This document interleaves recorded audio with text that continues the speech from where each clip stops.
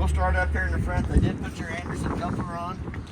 I hope you got the rest of it in the back of your truck. It does have a 7-way on it. It does have a 7-way holder on the tongue to keep it up off the ground, to keep it from corroding. We're going to go back here. We got a hookup light for hooking up at nighttime. We got a battery vent on either side of the front compartment. Here again, we're going to pull this up. It does have a little latch that holds it up so it don't bop us in the head. It does have your spare tire in here. Spare tire's been aired up to pressure, which is 110 pounds on the side of the tire cold.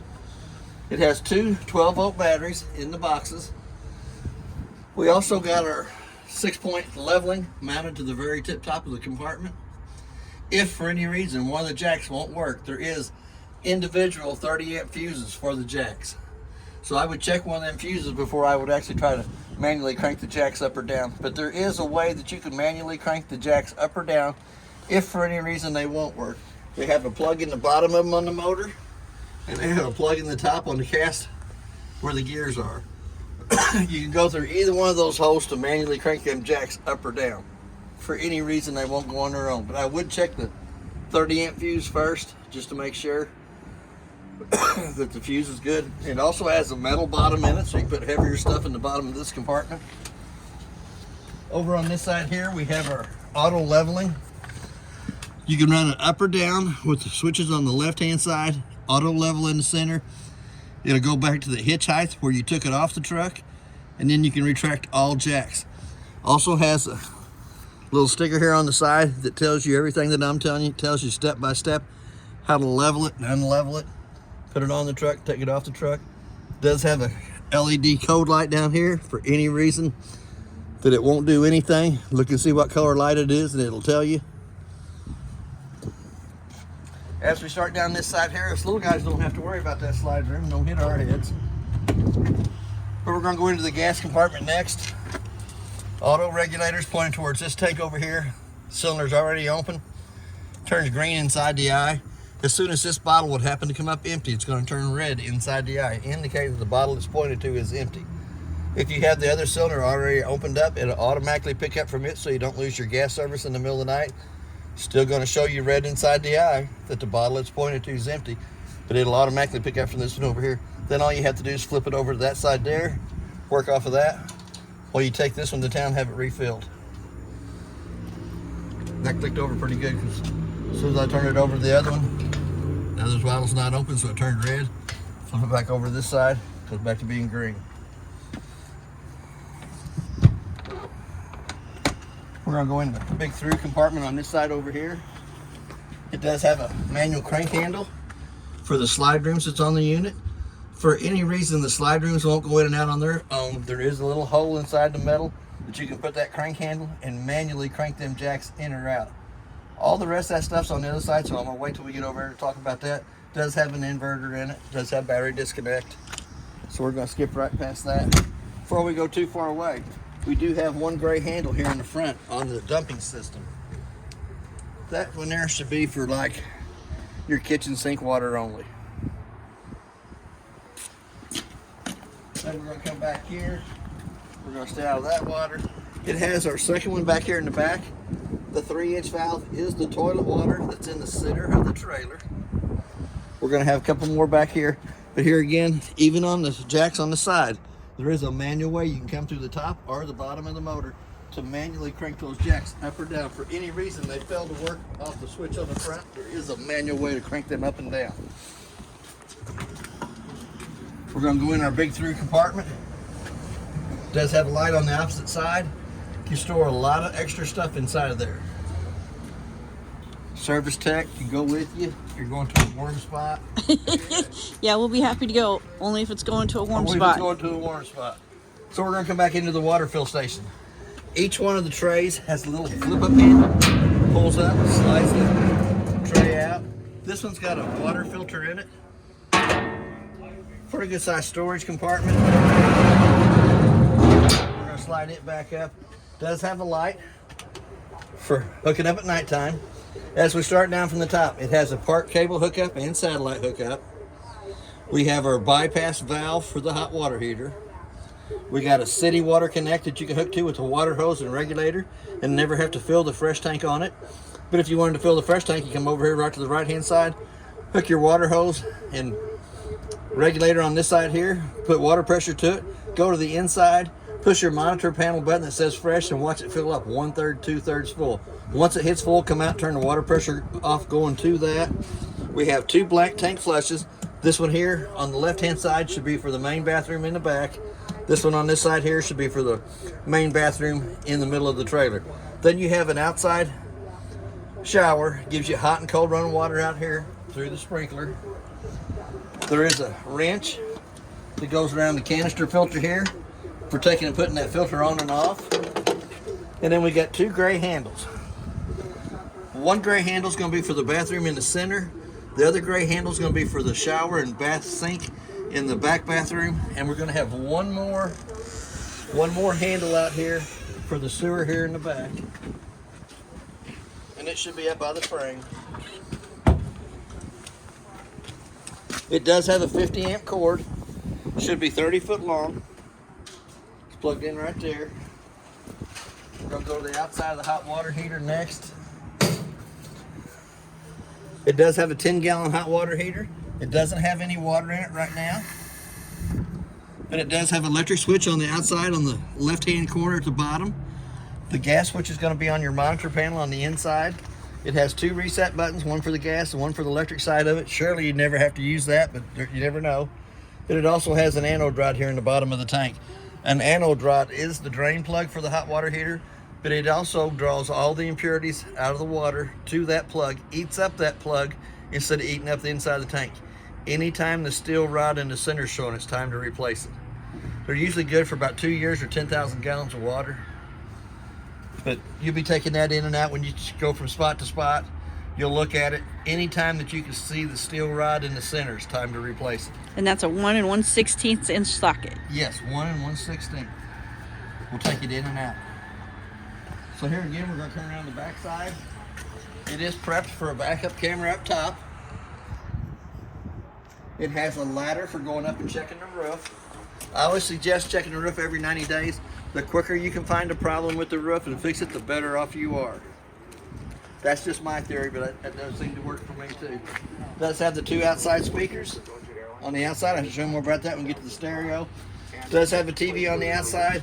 That is channel 2, which is about 80 miles away from here. It does have its own little remote. The air freshener there to the side. Got an on and off button at the bottom. I'll turn it off so I can talk over the top of it. But when you auto program the TVs, you should go into your menu button, go through the menu, select everything for the setting that you're at, hit your OK button at the end, and it will go through and scan and pick up the channels that the TV will pick up off the antenna on top and the booster in the master bedroom. Has to be in the on position. But it'll pick up the channels that it can pick up at every different spot that you're at. Sometimes you lose a few channels, sometimes you gain a few channels. So we're going to slide right on past that. We're going to come up, we're going to open this one up. Slides out.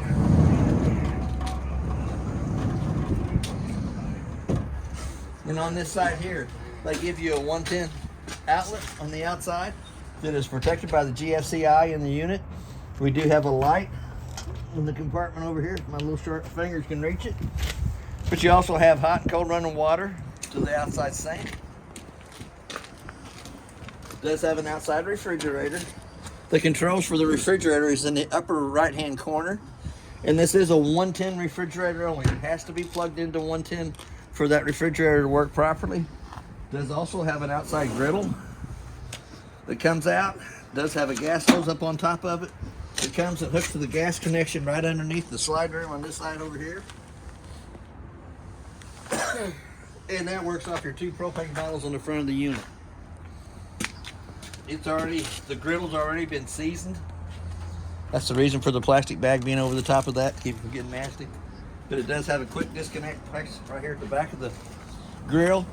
The hose will go underneath the sink, countertop, connects to the connection there on the side of the frame. We're going to slide that right back in. Locks into place. We're going to come up to the next one, which is our through compartment that we looked at on the other side. We do have our hookup light for hooking up out here so you can see what's inside this compartment. Big enough for the service tech to go with you. We do have a 110 outlet on the outside over here, in case you wanted to play a radio on the outside underneath the canopy, play a ball game. Outside the furnace is next. It sucks cold air in the front, hot air out the back. I always suggest putting the mud dauber screen over the outside of it for the simple fact, once it's been lit on propane, for some reason the mud daubers love it. They go right to that spot right there. They build their little dirt nest on the inside, and then your furnace starts improperly functioning because it can't breathe. We're going to skip right past the steps for a minute, up to the front compartment. It does have a solar prep on the very front. If you wanted to buy the solar panel that sits up along the side of the trailer, that solar panel will only charge the two 12-volt batteries on the inside. So we're going to come up here. It does have, looks like 2 sets of keys to the unit. 751 outside compartment key. And then that key's there for the slam locks. The Bauer keys are for the front door. We do have a compartment light on this side over here.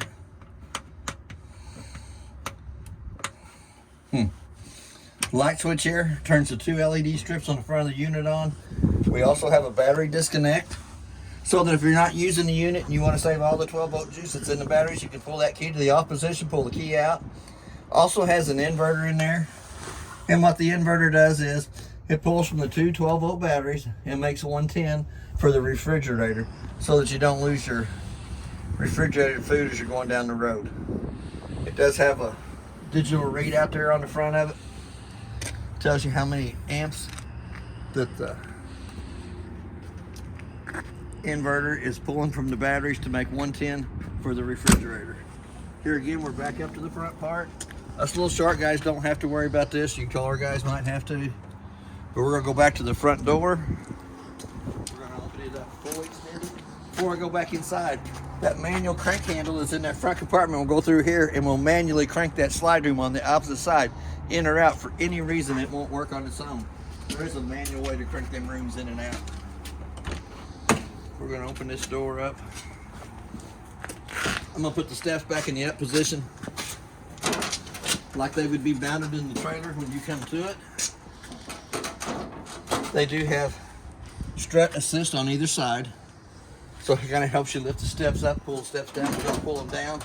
There is a locking pin on each one of the legs. There's 15 to 18 holes in the legs for adjustment. The main thing on the steps when they come out, and so you don't have to worry about them just falling down. When it comes out and lays down, it has to lay flat in the threshold so that the front door fits over the top of it properly without dragging. Here again, we're going to look. It does have 4 new tires on the unit. Upgraded on the tires. We're going to come in. It does have a working fire extinguisher just inside the door as we come in. We're going to come up here. This light switch here turns the bedroom lights on so you can see as you're coming in. Your freshwater tank shows you that it's empty. Battery shows you that it's fully charged. To get an accurate reading of the battery, you really need to have the 110 line unplugged when you push the battery button. Then we got black tank 1, which is going to be your main bathroom in the very back of the unit. Black tank 2, which is going to be your little half bathroom right here in the center. Gray tank 1 will be your shower and sink in the back bathroom. Gray tank 2 is going to be your sink inside of here. And your auxiliary tank is going to be for your kitchen sink water only. Down here, right below that, the red switch is the first one, turns the water pump on between the freshwater tank and the faucets. Anytime they're on, they illuminate up. The second one is the water heater itself that turns it on gas. When you hit the gas button, the little fault light comes on. It's going to stay on for about a minute. Once the fault light goes off, the hot water heater will go through 3 lighting processes to light on gas. For any reason it doesn't light, that little red light's going to come back on, indicating to you that it did not light. It does have a set of tank heaters underneath the unit that keeps the holding tanks from freezing. Then we got 3 light switches. The first one here should turn the lights above the main slide on. The second one is going to turn the lights in the living and kitchen area on. And the third one's going to turn our LED lights underneath the awnings on the outside on. Then we have a switch here for running the awning in and out. We also have a slide room switch here that runs the kitchen slide in and out. And then the third one will run the bedroom slide in and out. I'm just going to make sure that that works. See, it does come in. Bedroom slide coming in. We're going to let it come almost all the way in, then we're going to run it right back out. We want the rubbers to flip fully from one side to the other, and then when we run it back out, well, they want them to flip back out so they're in the position to where it won't let water in. So here again, we're going to stop right about there. We're going to run that back out. That is the third switch on the bottom row.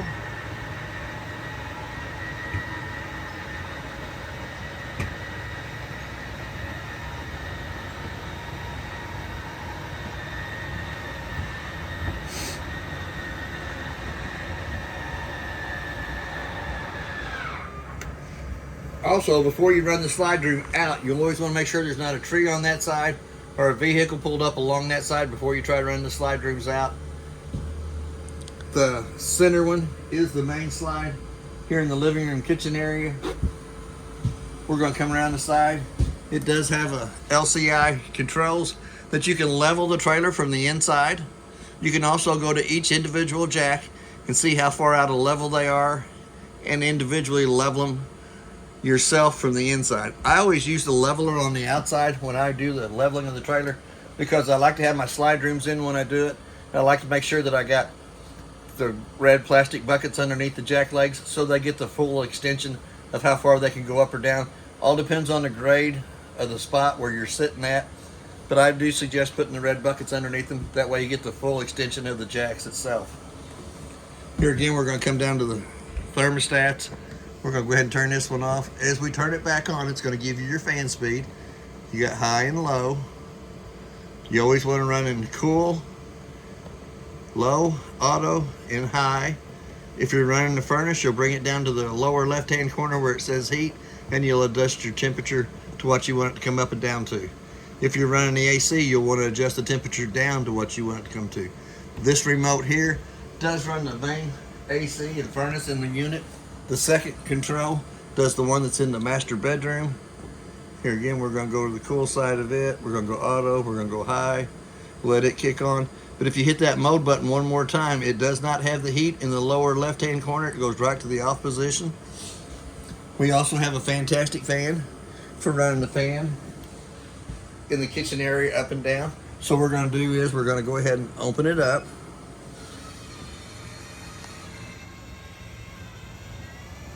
As it goes up, the fan's going to come on.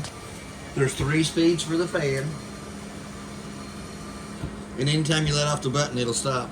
But we can crank the fan up, or we can crank the fan down.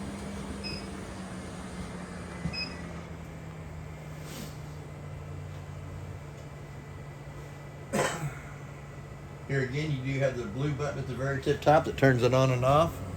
So you can turn it off if you wanted the fan to go off. Automatically, the lid will start coming down on its own. It beats getting a ladder out trying to get up to the black narrow knob, cranking it up and down. The little flip switch here on the side is for the ceiling fan that turns the ceiling fan on. The light in it has 3 speeds on that fan and does have 2 directions on the fan. Right down below that, we have our LP carbon monoxide detector. I push the button, but it makes a little weird noise that shows you. It'll drive you crazy is what it'll do. But it also warns you if it smells LP or carbon monoxide. Light switch on the wall on the inside as we come in. Got the 2 little baskets up behind there.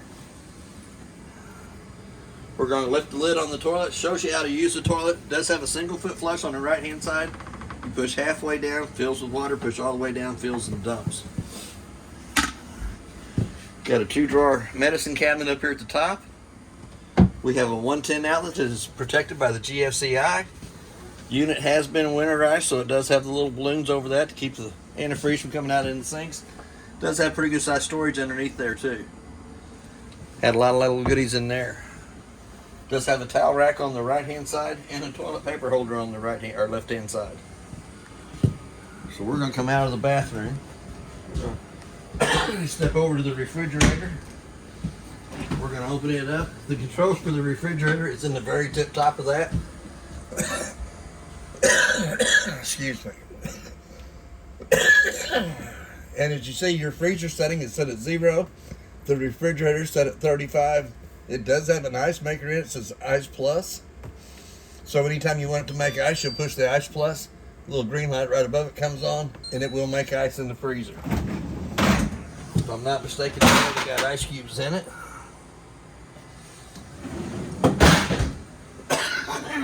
Excuse me. Then when you're going into travel mode, it does have this little knurl knob that comes down, goes right inside here.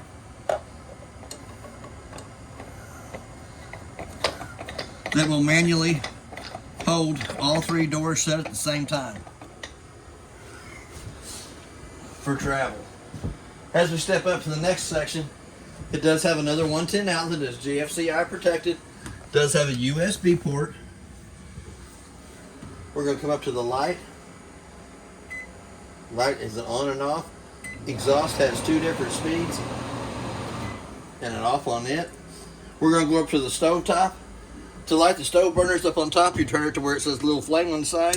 Push down on the button, let it ignite. Warms the thermocouple up right beside of it.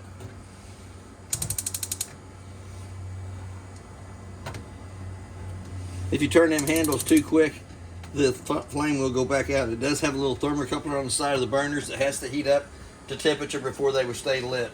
So there's all 3 of the burners up on top lit. So we're going to come down here to the oven itself. We're going to open it up. It's got a self-igniter on it that ignites itself, but it does take it a little bit. There you go. There's the pilot's lit. We're going to let that pilot run for about a minute, which heats the thermocoupler right above it up, and then you can take and dial it up to the temperature you want it to set at. It does have a light in there. It does have a timer on the right-hand side for however long you want to cook something inside the oven. It does have a timer for that. So we're going to go ahead and turn that oven back off. Pretty good sized drawers on either side.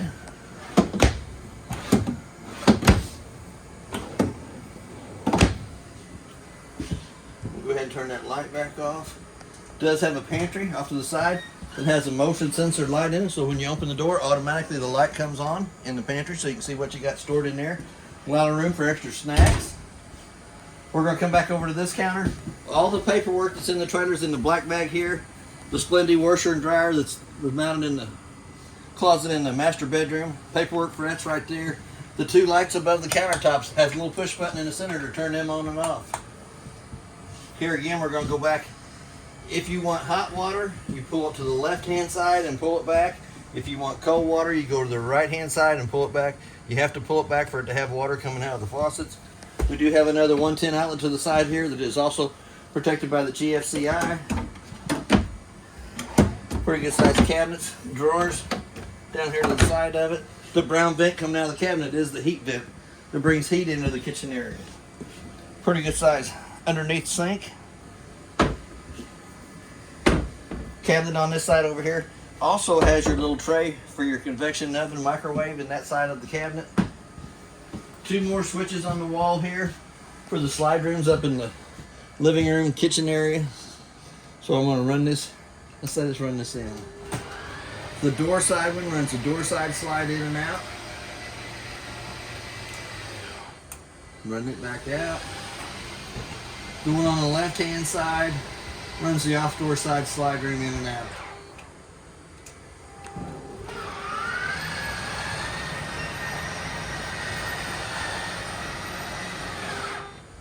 And then our swing tank motors up on the top. For any reason they won't come in or out, there is a swing tank motor at the side of both slide rooms at the top. The motor has to come loose, lift the motor up out of the grooves, and you can slide the slide rooms in and out manually. And we will be giving you a video on how to troubleshoot those. Yes. Here again on the cup holders, double tap on it, lights the cup holders up. And does put a set of lights underneath the recliners here. Each one of the slide rooms has a push button in the center of that. We're going to come right around the corner here. There is a power booster for the antenna up here at the top. The green light indicates that it is actually working. The plug right down below, that's what the TV is plugged into. Here again, we're going to go to the light switches. The first light switch turns the illuminated lights behind the TV on. Second illuminated switch turns the lights above the slide rooms on. The TV station that's on the main TV in the front is Channel 4 News. It is in St. Louis, which is almost 80-something miles away from here.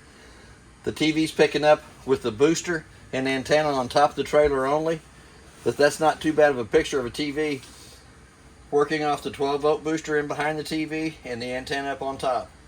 There's two more remotes here. The mid-size remote does the stereo. Here again, you got your A speakers and B. A is going to be your auditorium on the inside. B is going to be your two outside speakers. It'll also play a DVD between the stereo and TV. You'll use your remote for the stereo for operating the DVD. You'll use the TV remote for the TV and the volume on it. One more little remote here to the side does the fireplace down here at the bottom. It has an on and off button. Then you can go to the heat side of it. There's off, there's low, there's high on the fan. You can change the color of the flames. You can set the timer from 1 to, I think it's 9 hours. So we're going to turn it back off. And then this one up here is the temperature set that you can run the temperature up and down to where you can see feel the heat coming out of the fireplace, and you can already see it in here in the front. So what I'm going to do is I'm going to go back down to the heat side. I'm going to take it off high and put it on low. We're going to come back up here to this, and we're going to run it all the way back down. There it goes, back down to 62. And then we're going to hit the off button to turn it off. You can't have the fireplace on when the two slide rooms are in. It causes the side of the slide room to melt. It does have a footstool in the center that could be used with either one of the couches. I'm going to slide this all the way over to this side over here and get it out of the way. We're going to come back. We're going to pull the cushions off the back of the couch on either side. I'm going to have to open my coat up a little bit. It's starting to get warm. Here again, you're going to pull the legs up. You're going to pull the legs out. They'll come up, lay over here to the side. You'll go to the back headrest of it. You're going to pull it down to make a smaller bed on either side. And both couches can be out at the same time. You just have to move the footstool over to the side. Not too bad. They are memory foam. They're pretty comfortable. So here again, we're going to lift it back up. We're going to fold the two legs over. We're going to fold it back down in spot. We're going to grab the two cushions for the back. Put them back in place. There is also a fire escape window on either side, since it is a bunk area, bedded area. For escape out the door, for any reason you can't get to the door, there is a way that you can get out of the bedded areas. I hate saying that, but that is a safety feature that you have to have a way to get in and out. You also have a 110 outlet behind the recliners and a USB port. You have another 110 outlet to the side of the TV and a USB port up here for charging stereos and cell phones. Let's go. We're going to go back to the master bedroom now.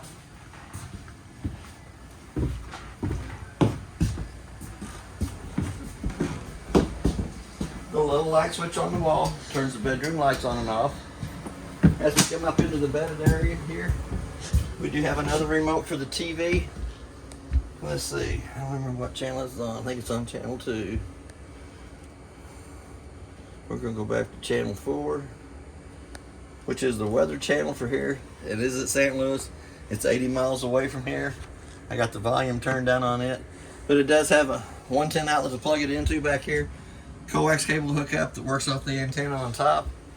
We have a 110 outlet on either side of the bed and a USB port on either side of the bed. And this one over here is kind of tricky. It's not mounted on the wall. It is actually mounted on the side of the bed. The 110 outlet and the USB port. The two bar stools for the kitchen bar up here in the front Velcro to the top of the mattress. The lights above the bed have to be turned on by hand. It has a little push button on either side of it. We're going to come back to the breaker box, which is down here at the bottom. The breaker box is marked from the left-hand side to the right exactly what the fuses are. Does have your 50 amp main in the center. We're going to come over to your car fuses. Off on the right hand side of that, the first 3 spots are empty. Then as it goes down, it tells you exactly what the 12 volt fuses do. Most of them are lights, at least 5 or 6 of them are lights. But they also have a little red light on the right hand side that illuminates up.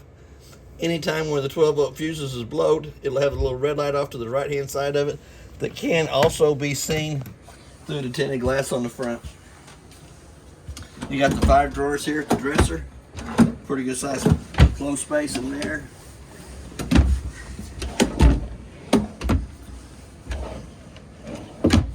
Then we have the closet space up for top for hanging clothes. You had another one back here in the back, but I think they took it out when they put the Splendid washer and dryer in. There is a privacy door between the master bedroom and the bathroom back here. Gives you privacy back in the bathroom area here. I'm gonna go ahead and close this door here to get it out of our way. They do give you a little more space over here on the side. Another 110 outlet, and it does have your King Wi-Fi extender in the closet here in the back. Couple more drawers down below for towels, soap. Does have a brown vent that brings heat back into the master bathroom. Here again, we got the same thing here as you do at home. You got your hot water on the left side, your cold water's on the right side. A little squeegee mounted to the wall for cleaning the mirrors. We do have our GFCI outlet in the master bathroom back here. Hot water on the left side of the bathroom sink, cold water on the right. Same toilet setup is in the front bathroom. Push halfway down on the pedal, fills with water. Push all the way down, fills and dumps. Does have the slow rising shades in it. Does have a fantastic fan up here in the top. And let's see. Am I overlooking the controls for it? That might be on the door as we step into the room. Yep, right here. Here again, you got a fan switch that turns fan on. Turn the fan off. Light for the bathroom above the sinks. Turns the fan on. Turns the fan off.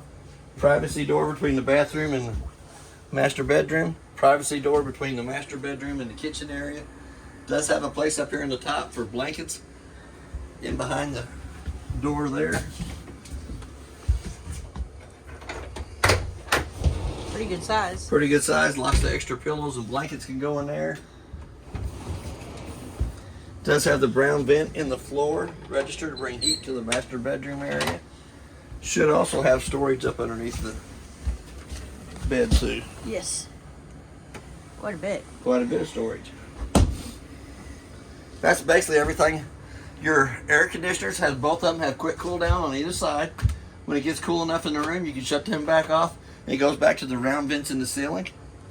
And the AC from the living room area will come all the way to the back bathroom through the round vents in the ceiling. Same way with your master bedroom AC, will go all the way to the living room area through the vents in the ceiling.